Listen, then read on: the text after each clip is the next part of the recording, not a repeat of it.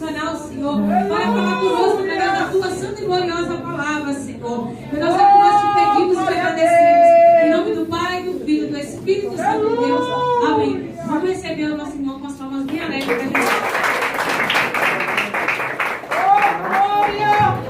Saúde e paz do Senhor. Amém. Aleluia. Está conhecendo mais um irmão que irá morar no céu. Aleluia. Pois amanhã é dia útil. Tem pessoas que trabalham e eu não quero fadigar os irmãos. Jesus Rapidamente, querido, abre Rei da sua Glória. Bíblia no livro do profeta Abacuque. Aleluia. Eu vou ler a partir do versículo 17. Enquanto eu escrevi o Abacuque, capítulo 3, Aleluia, Jesus. versículo 17. Era para a pastora Janaína estar aqui, mas Aleluia. ela me confiou para estar ministrando uma palavra. Os irmãos acharam de um amém? Amém. Vou ler para ganharmos tempo. Porquanto ainda que a figueira não floresça, nem haja fruto na vide, o produto da oliveira mingue, e os campos não produzam mantimentos, as ovelhas da malhada sejam arrebatadas, e nos currais não haja vacas. Todavia, eu me alegrarei no Senhor, exultarei o Deus da minha salvação. Jeová, o Senhor é a minha força, e fará os meus pés como os das servas, e me fará andar sobre as minhas alturas. Os irmãos podem se assentar. Acredito que esse é um livro do conhecimento dos irmãos, a qual Abacuque ele expressa em uma oração. Se os irmãos prestarem atenção, Aleluia. o título deste livro, deste capítulo, é a oração de Abacuque. E eu quero falar o porquê de Abacuque ter feito esta oração. No capítulo 32 de Deuteronômio, o povo de Israel ele alcança a terra prometida, mas depois da promessa de Deus ter se cumprido, o povo de Israel ele faz o quê? Ele se corrompe. Aleluia. Começa uma era de grande apostasia com o povo de Israel. Se fosse para eu nomear essa pregação com um título, eu diria que é uma pregação sobre os valores. A última vez que eu vi um culto de oração assim tão cheio, foi uma vez que eu ministrava no estado da Bahia, onde tinha crianças adorando, cheias do Espírito Santo, jovens que adoravam e estavam alegres por estar na presença de Deus. E pelas irmãs de lá eu dispenso comentários, um calor de 38 graus e elas carregando seus bebês de colo, independente da distância, estavam lá para adorar a Deus. Eu aprendi a ser mais crente com aquele povo, irmãos. A palavra de Deus nos diz que o salmista Davi ele diz: alegrei-me quando me disseram, vamos à casa do Senhor. Então, irmãos, eu quero falar aqui sobre o povo de Israel. E no final da ministração, se os irmãos me permitem, eu vou fazer uma oração pelos jovens. O povo de Israel, após ele alcançar, irmãos, a terra prometida, nós vemos que o Senhor Deus ele foi fiel. Ele prometeu algo a Moisés. Moisés não pôde desfrutar da promessa, mas ela se cumpriu. Ele viu com seus próprios olhos a terra que manaria leite e mel. E nós vemos, irmãos, que quando o povo de Israel entra naquela terra para desfrutar do que o Senhor Deus tinha prometido, ao invés de eles serem servos fiéis, justos e permanecerem firmes, como a palavra do Senhor nos manda, não. Eles começaram a viver uma época de apostasia, uma época na qual eles esqueceram dos valores que Moisés tinha ensinado para eles. E muitas das vezes, irmãos, eu enquadro esta passagem nos dias atuais. Nós vemos, irmãos, que grande parte das igrejas tem vivido uma época de apostasia. O que é apostasia, pregador? Apostasia é tudo aquilo que te afasta de Deus e dos mandamentos que Ele tem. Eu estava meditando com minha pastora e ela falava que há 20 anos atrás, quando ela estava engatinhando no Evangelho, se não me falha a memória, ela falava que a saia das irmãs vinha até os pés. Mas hoje em dia as irmãs pegam essa saia e transformam em 5 mini saias. E isso é verdade, irmãos. Eu fui numa igreja ministrar e uma regente, irmãos, ela estava com uma saia quase mostrando as nádegas. E eu me incomodei com aquilo, irmãos, porque aqui não é outro lugar senão casa de adoração. Se você deixou a sua casa, o seu conforto, a sua televisão para aqui ficar de boca fechada, é perca de tempo, eu sempre te informar. Paulo ele nos escreve que era para a gente apresentar um culto de sacrifício vivo a Deus. Eu não quero acreditar que não tem gente aqui querendo adorar a Deus de verdade. Eu não quero acreditar que aqui não tenha pessoas que têm seus problemas, mas como a nossa irmã louvou, que ia deixar tudo no altar. E nós vemos, irmãos, que o profeta Abacuque, ele escrevendo este livro maravilhoso, um livro poético, no seu capítulo 1, versículo 1, ele clama a Deus, e Deus ele não responde. E eu me perguntava, Senhor, por que o Senhor não respondia o teu servo? E Deus ele me explicou, irmãos, que em meu silêncio ele também trabalha. O profeta Abacuque, ele diz no versículo 1 e 2, diz, Senhor, até quando eu gritarei e tu não ouviste minha voz? Clamarei eu que esses homens são ferozes e o Senhor não vai me responder? E o Senhor Jesus, quando ele quer cerrar o silêncio, irmãos, você tem que aprender que haverá um preço para isso. Quando o Senhor fala, tá bom, Abacuque, eu vou quebrar o silêncio com o povo de Israel, mas para isso eles vão ter que pagar um preço. No capítulo 2, o próprio Deus se revela a Abacuque dentro de uma masmorra e fala, Abacuque, eu vou entregar o povo de Israel nas mãos dos caldeus. Por quê? Porque o povo de Israel ele estava vivendo uma época de apostasia. E quando nós não passamos, irmãos, por provações, nós não chegamos a Deus. Nós começamos a ficar acomodados. Não saímos mais do nosso comodismo. E assim a gente pensa que está tudo bem. Mas eu aprendi uma coisa com uma amiga da minha sala, que porventura também é católica. Ela me chamou e falou, Cauã, no mínimo temos que dar sempre o máximo para Deus. Nós temos, irmãos, que largar o nosso conforto, o nosso comodismo e apresentar um verdadeiro culto de adoração ao Senhor Jesus. Pois tudo ele já pagou naquela cruz. E eu meditando, irmãos, me aprofundando nesta palavra, Deus, ele quando resolve romper o silêncio, Abacuque ele se pergunta e fala, mas Senhor, essa nação é mais ímpia que Israel. Essa nação tem pecado mais do que Israel. E o Senhor vai me entregar nas mãos dele? E Abacuque, irmãos, ele entra em queixa com Deus. E Deus responde a Abacuque, eu sei que eles são, os homens deles, são mais ferozes do que o lobo da tarde. Eu sei que os cavalos dele correm mais do que os leopardos. Mas é esse povo mesmo que vai tomar o Israel. É esse povo que eu vou usar, irmãos, para Israel se chegar a Deus. E isso eu aprendo uma coisa também. Não importa quem você seja, quando o Senhor Jesus ele quer usar, quando ele tem que usar, ele usa, porque ele é Deus. A palavra nos afirma que ele chama as coisas loucas deste mundo para confundir as. Está muito fraco. Ele chama as coisas desse mundo para confundir as sábias. E é assim que Deus faz, irmãos. Eu estava vendo essa menininha aqui, eu lembro uma vez que eu estava lá na sede de vocês, e ela louvou aquele hino 300, e eu fiquei maravilhado, irmão, sem olhar na pasta. Eu gravei ela um pouco e mostrei para todo mundo da minha igreja, aquele pessoal ficou maravilhado, porque é realmente difícil ver crianças que são verdadeiramente instruídas para seguir no caminho que se deve andar. Ali está o meu pai, ele é o meu maior exemplo na fé. Há muitos homens de Deus a qual eu admiro, mas se não fosse por ele eu não estaria aqui. Eu estava numa toda sexta-feira tem vigília na minha igreja. Eu estava me recordando de quando a gente era de outro templo e eu ia para a vigília com eles e dormia no banco dos pastores. E hoje em dia, irmãos, para a glória do Senhor Jesus, eu não durmo mais. Para a glória do Senhor Jesus, eu estou lá para adorar, porque o Senhor e é assim que Deus faz, irmãos. Paulo diz que quando ele era menino, ele fazia coisas de menino. Mas quando ele teve um encontro com Deus, ele passou a fazer coisas de homem.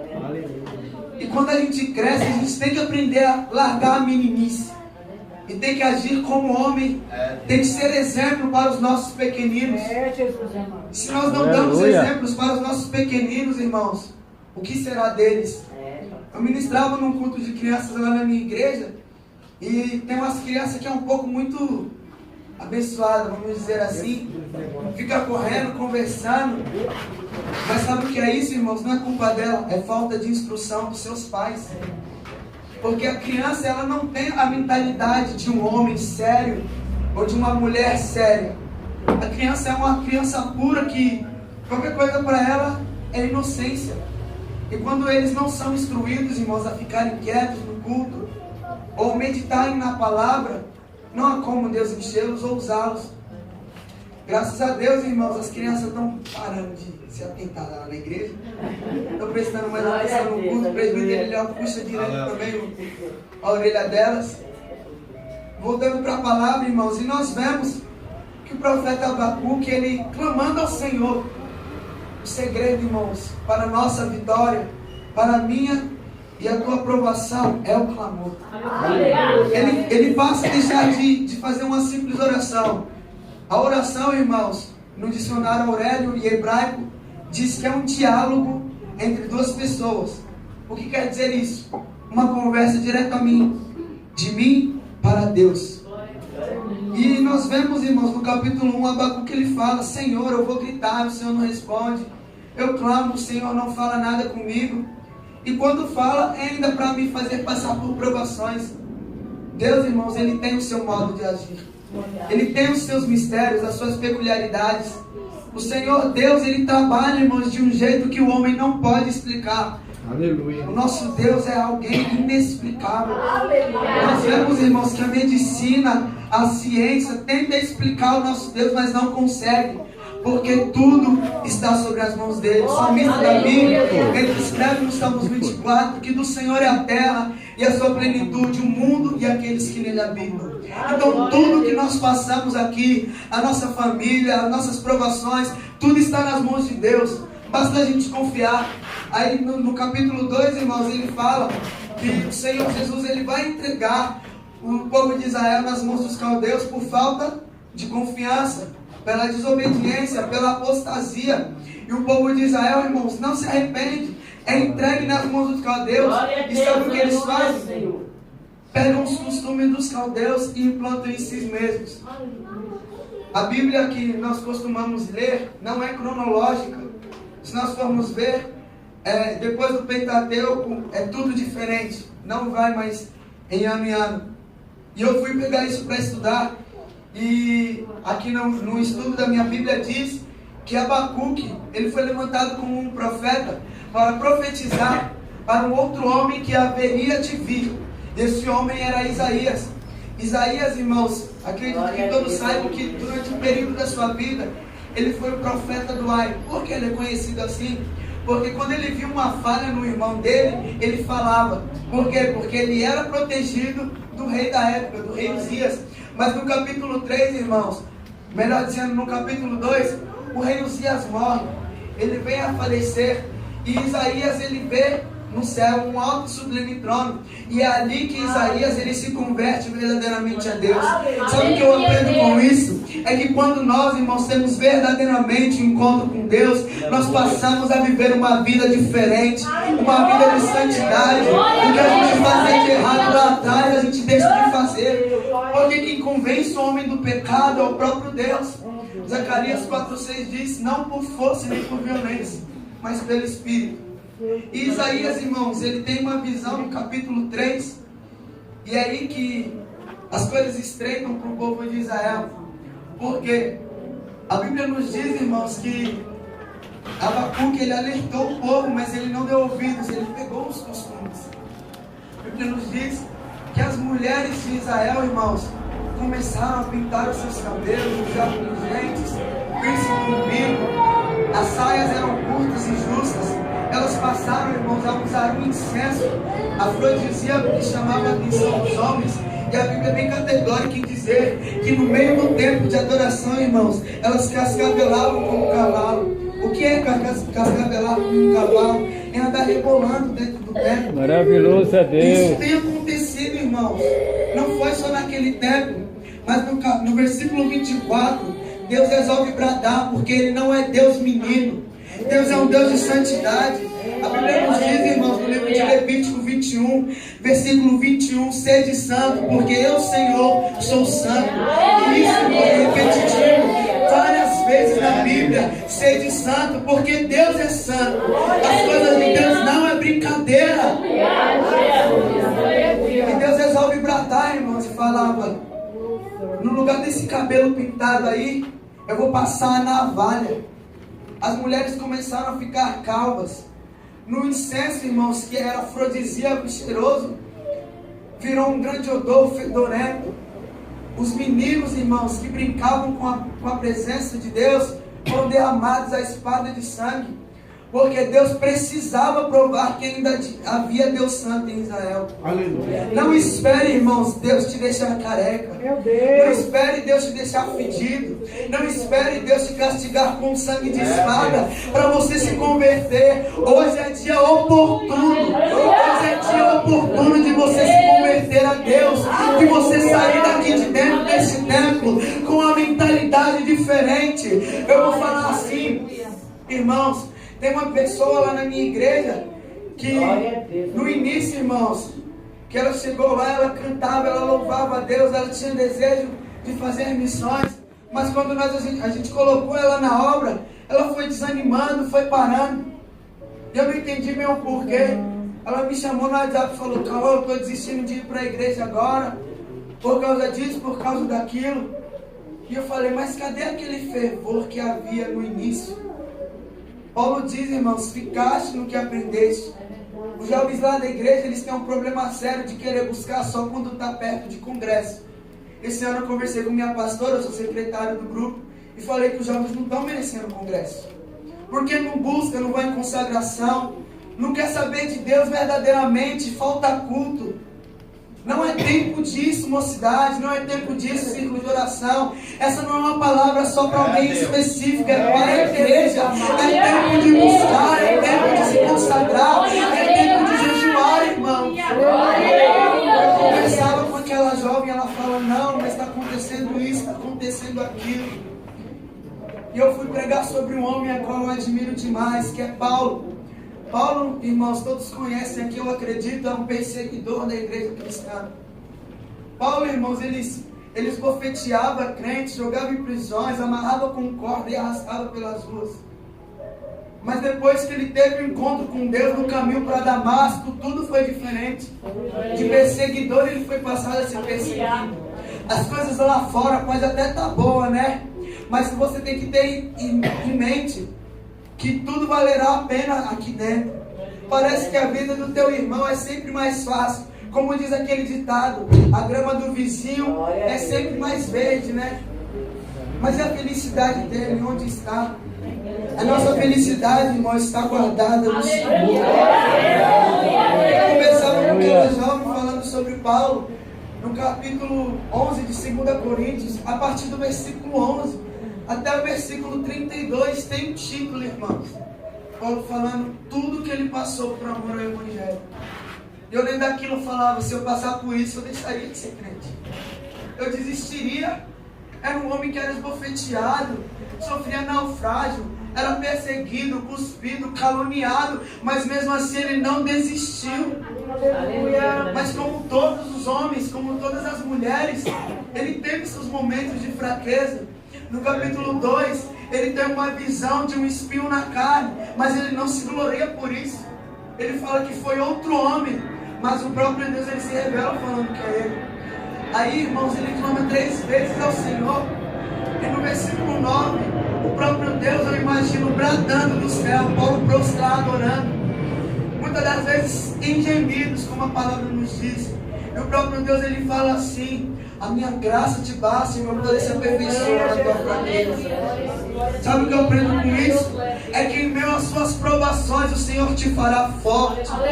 É que em meio a esse deserto que você acha que não vai ter água, que não vai ter maná, que não vai ter condornizes, o Senhor vai bradar no céu. É nos seus momentos de fraqueza que Ele te faz forte.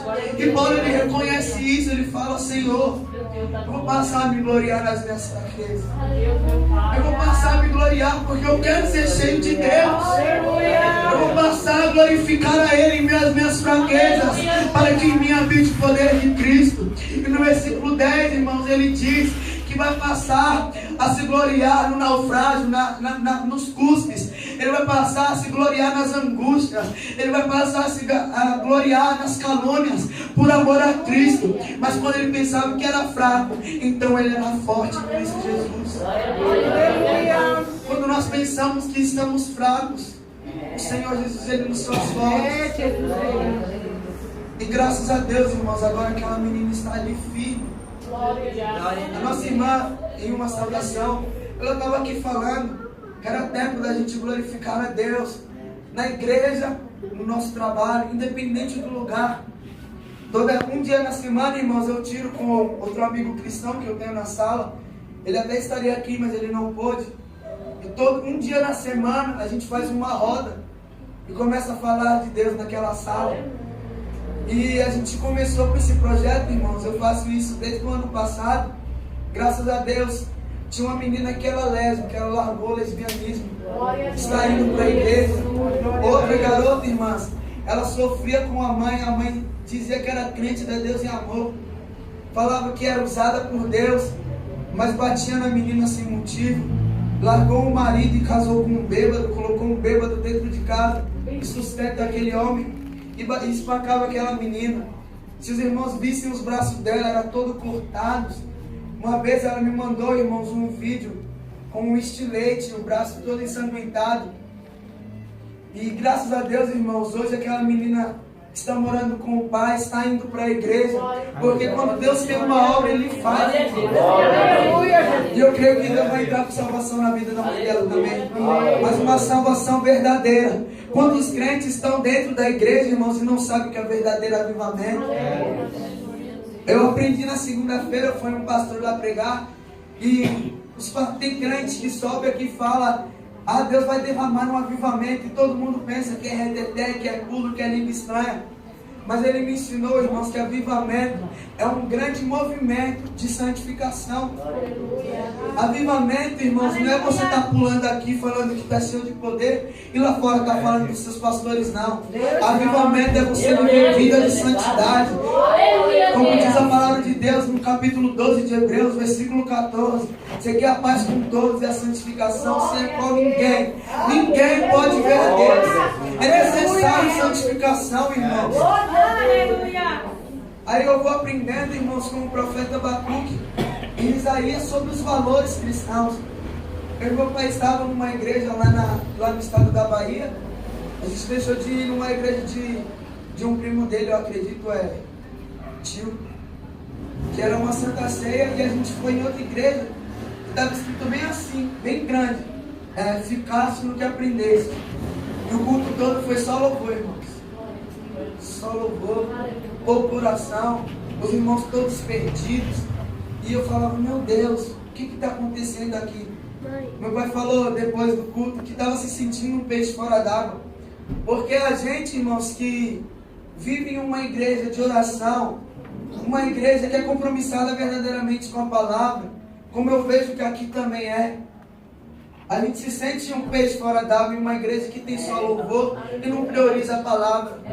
Meu pai foi no congresso de varões e teve bastante louvor. Quando o pregador teve oportunidade, ele falou assim: bem-aventurado que haja um dia que o culto tenha 2 horas de louvor, mas possa ter 2 horas de palavra também.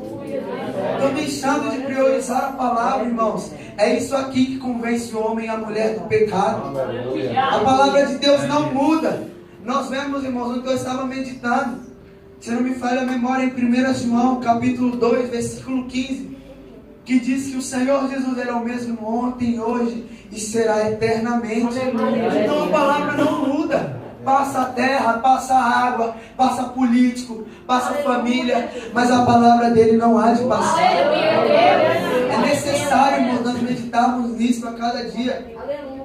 E vendo, irmãos, o que o profeta Isaías falava sobre o povo de Israel, que estava vivendo aquela época de apostasia.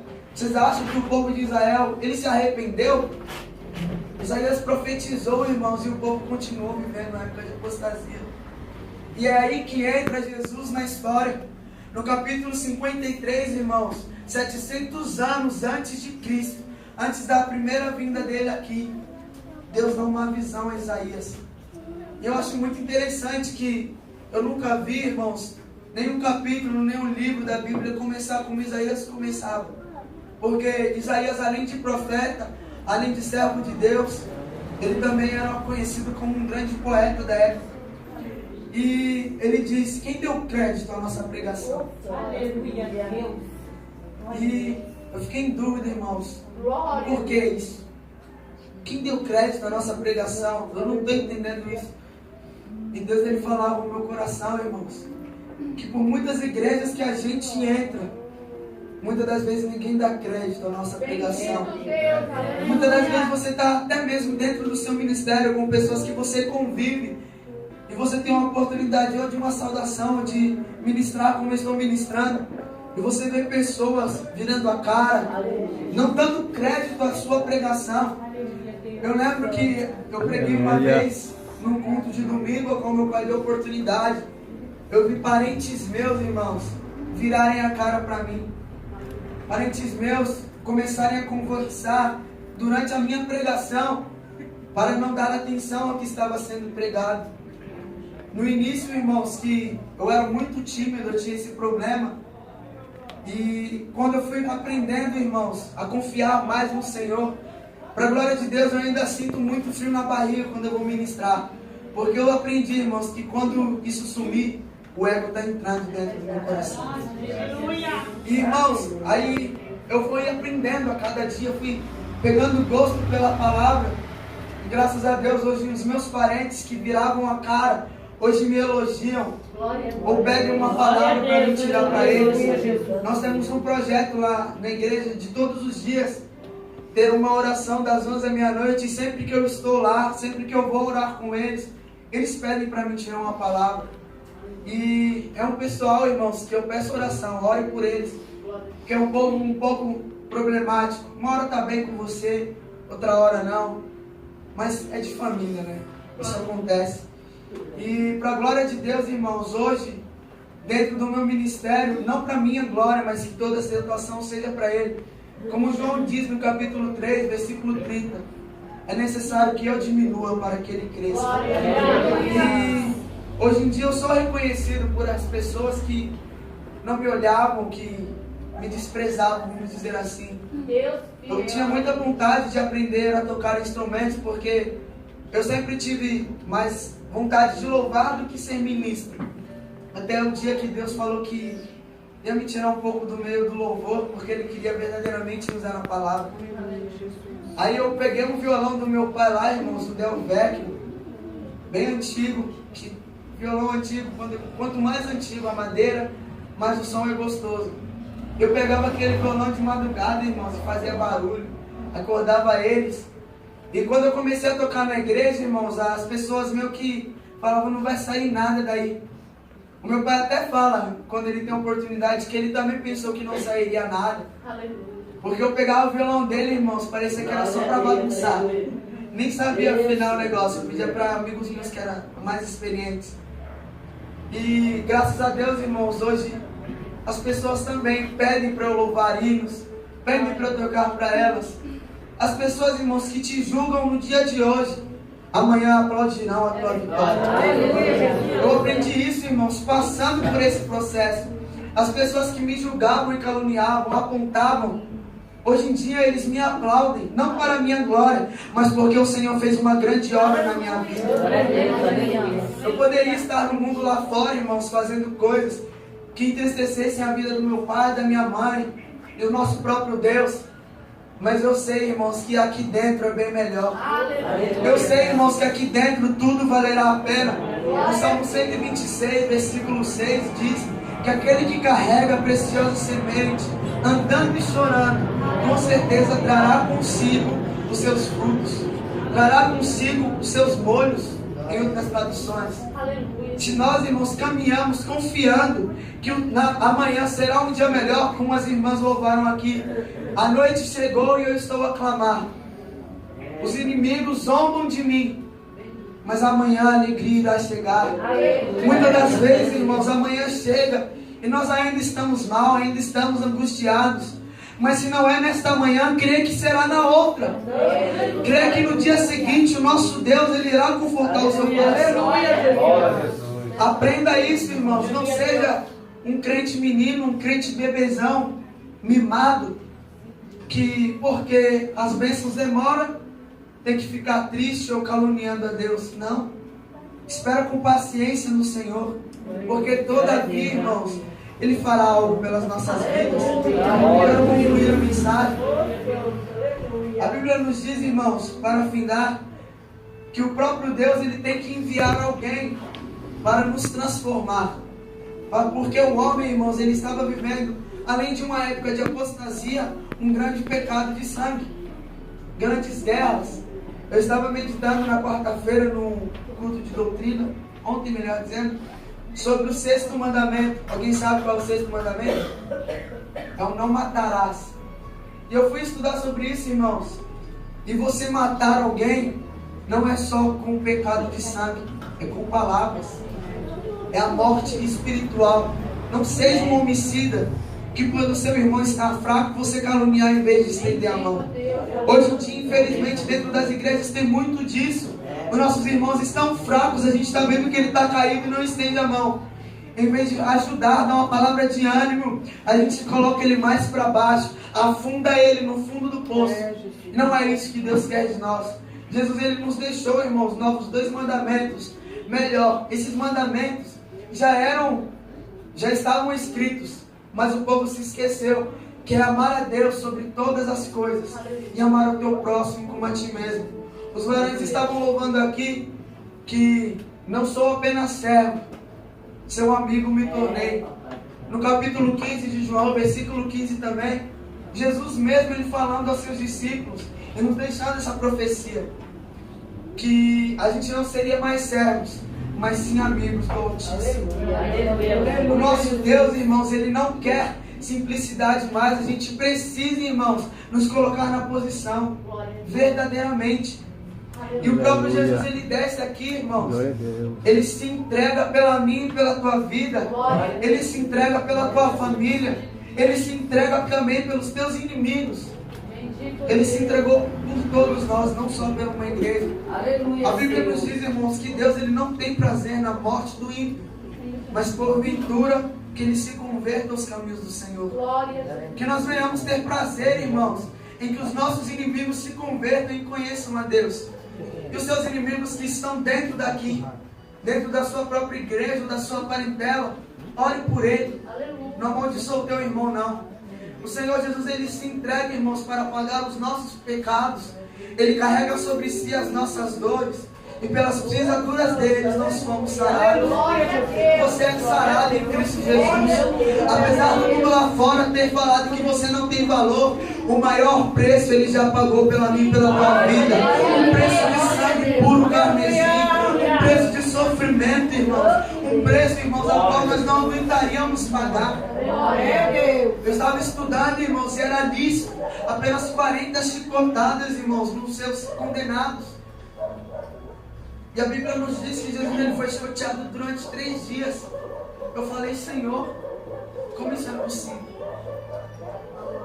E fui me aprofundar, irmãos, no estudo. E a Bíblia nos diz, irmãos, que quando chegavam na 39ª chicotada, os soldados paravam, esperavam um dia se pôr, porque quando o dia se punha, eles não podiam mais açoitar os condenados. O nosso Jesus, irmãos, ele tomou 154 chicotadas. Cada chicote, irmãos, tinha 5 negocinhos de osso.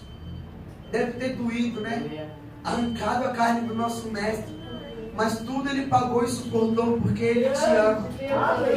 O Senhor Jesus diz nessa noite aqui por pessoas que independente da situação lá fora, da situação que você se encontra, ele te ama, está de braços abertos para você nesta noite. Sem mais perda de tempo, irmãos, com a permissão, eu peço que